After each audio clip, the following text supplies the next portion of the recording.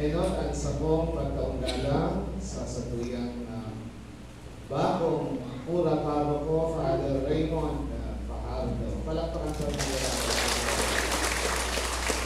Kaunang Committee, ang Vicar for the Clergy, Father Boyan Gabas, Father Franco Ian Balmadrid, ang Vicar Foreign. As in special mention man po ang nag-administrador ni D. Sabiga, Father Joe Abunyan. Lalo po ang Saturian Assistant Chancellor, Father Jason. Saro-saro ako nalagay. Father Eric, ang sa nakikolo mo. Lalo po si Father Ed Manurales.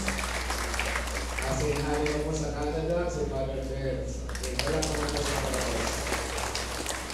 Ganyan, duwang palaog na kaugmahan ang itinatao sa Satuya sa Saindong Parokya. Duwang bendisyon, duwang rason ng pag-celebrar asing pagpasalamat sa Diyos. Enon, ang kapiestahan kag sa itong patron na si San Roque, ang mapakumbarang peregrino asin protektor laban sa mga peste asin kahilangan. Asin ang ikadua, ang pagtalaga kang sa itong bagong pura paroko na inaapod na magpastor sa aliponpon na ini ang komunidad ni pagtugod asin pagkamuot. So ang duwang pangyayaring ini, bagong aksidente, kundi ini tuyong pinagsaro ni Diyos bilang sarong mensahe para sa indong komunidad. Ano ang mensahe? Ako kay Manindo, tinataunan ko kamo ni pastor, maglakaw kamo sa kaibahan niya, siring ako, naglalakaw, kaibahan nindo. Enot mga tugang, si Simon Mananggan ini, si Father Raymond, ipapawista ko po sa ito. Ano? 46 years old pa sana siya. Yeah. Tubig pang maranay. Taga San Joaquin, Panganiban, Payo, Catanduanes. Ang birthday niya po, ilista na nindo. December 3, 1978. As in ang sa iyang ordination anniversary, June 29. So 19 taon na po siyang pati. No? Ang sa iya pong mga destino na hinumanan. Buwan kang 2005, asin 2029, yaw na po siya duman sa seminaryo sa Legazpi. Asin po, na-assign po siya sa seminaryo di Fiat buwan 2009 sa 2011. Naging po siyang parochial vicar sa mga manlain-lain na mga parokya. Duman po sa Bato, sa Viga, sa Bigmoto, sa Omo, San Miguel. Asin kang 2022, nag-aral po siya sa Universidad del Navarra sa Espanya. Ako pong Espanya, Manila, ano? Espanya, sa Europa. So, matibay po nilang mag-Espanyol. Kung gusto nilang makanood mag-Spanish, mag-enroll ka mo sa iya. Ito ang subject degree. Okay, so yan po. Matibay ang satuyang pura palo po. Kang nakaaging 2 taon, na-assign po siya sa Fiat bilang rektor kang seminaryo. So, iningon niyan ang sa iyang destino. And at the same time, siya po catechetical director ng diocese. Kaya yan po ang abilidad, kakayahan, asin karahayan kang sa indong bagong kurataro po. So, palakpakan taliwan sa tayo. And siyempre, gusto ko man pasalamatan ang nakaaging kurataro nindo, may rest in peace ang sa kuyang kaklase, si Father Joey Aguilar. Kahiratan nito siya ng mahal na Diyos. Mga tugang, ang sarong kurataro ko bilang ama, pastor, bakong sarong sumasuba o kung sisay lang. siya po pinipili kay obispo na talagang maninigo para sa saindo. Kaya nga ni kusakudana mayo po naman sa rito itong pagpabisto kahit mga nasasakupan. Kaya isiningit ko po biglaan. Gusto kong maaraman ang mga taga Biga-Amaris kung saan asin mga taga-sain na mga barangay. Kaya siguro magiging pabilihikan sa tuyang mga instalasyon na kamo maninigo ng marahay asin mabuot na pastor. Bakong tagaluwas na nag-aabot sana na mayong pakiaram, kundi siya nag-aasikaso. Siya sa rong kapwa peregrino na naglalakaw sa dalan kay mga Indo, pasiring sa langit. Iyo po, sa tandaan Indo, ang sa itong paglakaw, pasiring sa langit. So malakaw kamo bilang sarong banwaan, sarong komunidad, magdadamo kamo ng mga istorya, asin masunod kamo sa mga paghurog-hurog, asin katukdoan kan sa itong pastor, asin para tukdo. Siya po maninindugan kay Manindo sa panahon ng mga kadipisilan, asin mga pagbalo. Siring kan pagpindog ni San Roque sa mga mayhelang. So si San Roque baga, patron ni mga mayhelang, para mangkayan ang pura paroko. Siya para ulong sa mga naghihelang. Tapos ng pisikal na helang, siguro iba kasi sa Indo, magpakonsulta na kay Father para bulong pala na yan si Father. Nagbubulong po ang Father, ito, physically and spiritually. Very special po ang katundan, as in regalo, dan sa Padi na nagbubulong sa tuyang mga tulang.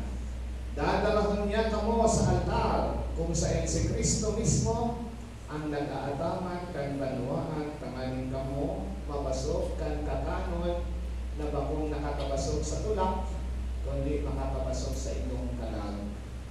Alagad, ang sarong pastor dahil pwedeng maglakaw na solo. Ang bagay nangangaipon ng sarong komunidad na mamimitig kaiba niya, magtatrabaho kaiba niya, as in magsusuporta sa iya. Kaya, importante ini mga tugang.